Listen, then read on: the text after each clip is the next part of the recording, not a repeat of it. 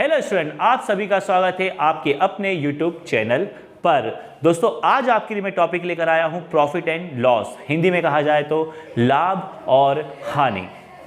काफ़ी लोगों से काफ़ी दिन से डिमांड कर रहे थे कि सर प्रॉफिट और लॉस क्या होता है, नहीं समझ आता, तो उसके बेसिक टॉपिक को भी आप मुझे बताइए। तो देखिए, ज़रूरी होता है कोई भी चीज़ आप जब डिटेल में पढ़ रहे हैं तो पहले आपको उसका बेसिक आए। तो आज के टॉपिक में हम सबसे पहले आपको ये पूरा प्रॉफिट और लॉस का बेसिक आपको बताने जा रहे हैं कि क्या होता है लाभ और हानि। इंग्लिश में हम प्रॉफिट बोलते हैं, हिंदी में उसको हम लाभ बोलते हैं। इंग्लिश में हम लॉस बोलते हैं, उसको हिंदी में हम बोलते हैं हानि। प्रॉफिट को पी से बताया जाता है और हानि को एल से, यानी कि प्रॉफिट और लॉस। तो आज पहले पूरा बेसिक हम इसको डिस्क्राइब करके आपको इसका बेसिक डिटेल में बताएंगे और इसके बाद इसके कुछ क्वेश्चंस लेंगे ताकि आप आसानी से समझ जाएं। तो चलिए शुरू करते हैं कि क्या होता है प्रॉफिट और क्या होता है लॉस।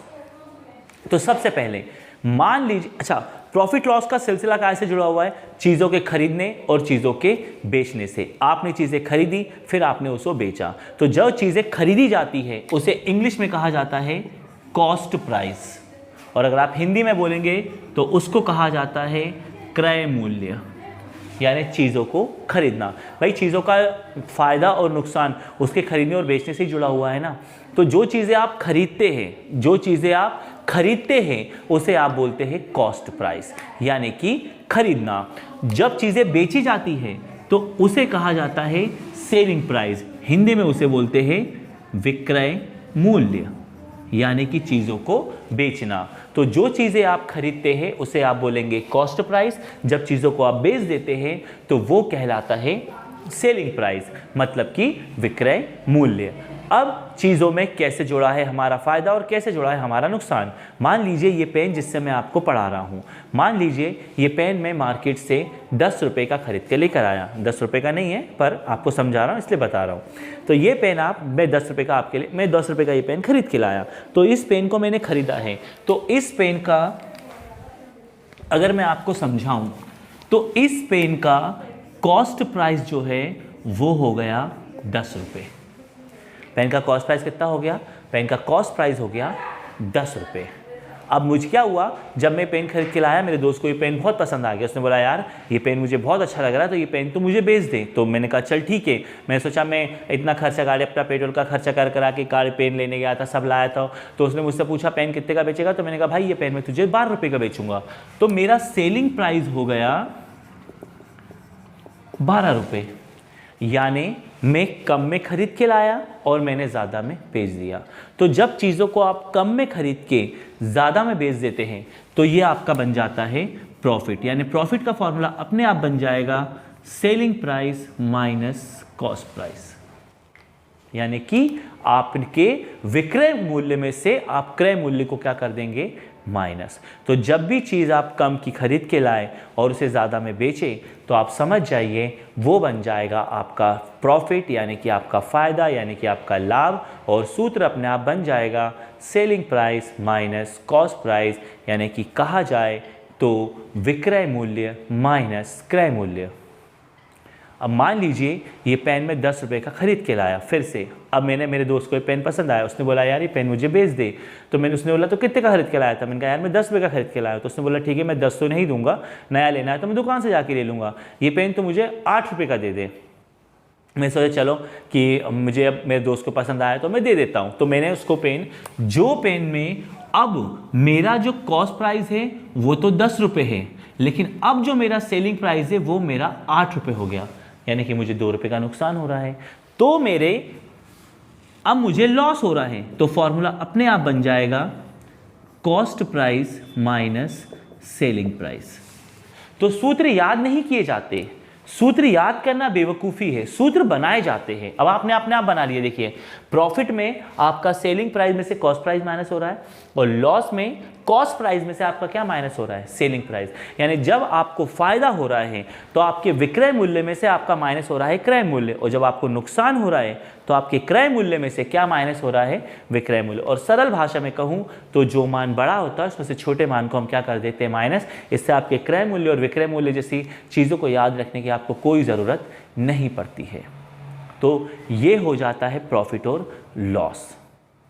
सिंपल सी बात है। अब मैं आपको एक एग्जांपल देता हूँ, मेरे एग्जाम्पल के बाद ना आप यकीन मानिए आप कोई सा भी सवाल बहुत आसानी से कर लेंगे। देखिए कैसे।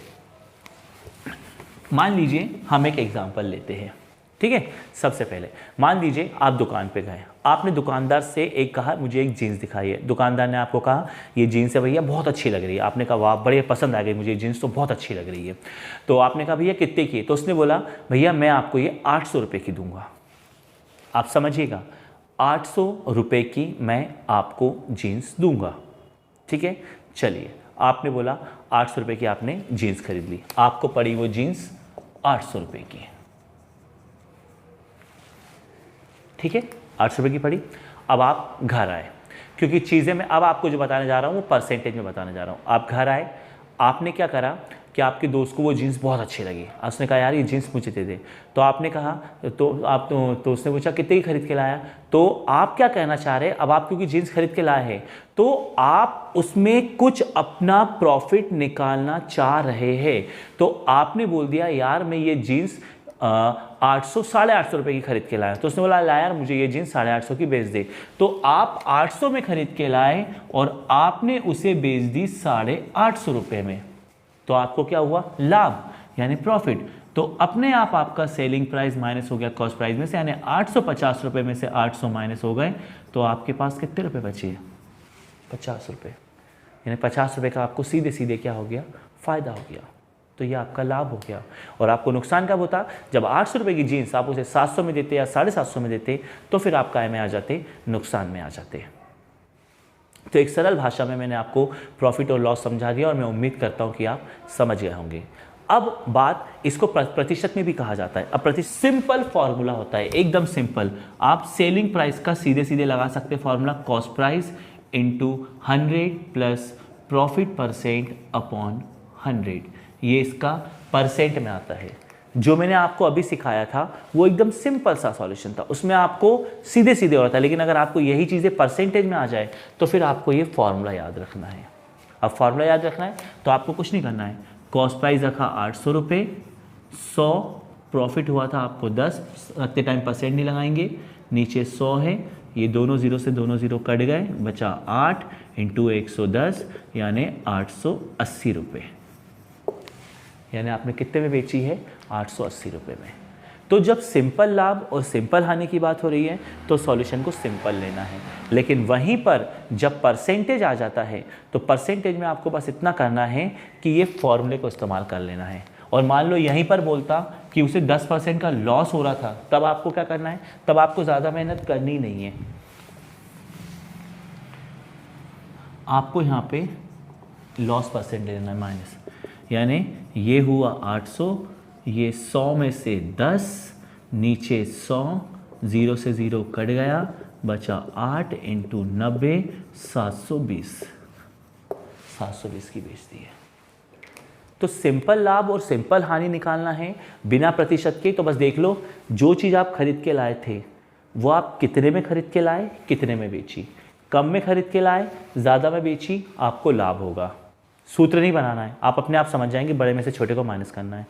आप ज़्यादा में खरीद के लाए, आपने कम में बेची, आपको नुकसान हुआ है, आप समझ जाएंगे। परसेंटेज भी आपके सामने वो सवाल आया, आपको ज़्यादा परेशान नहीं होना है।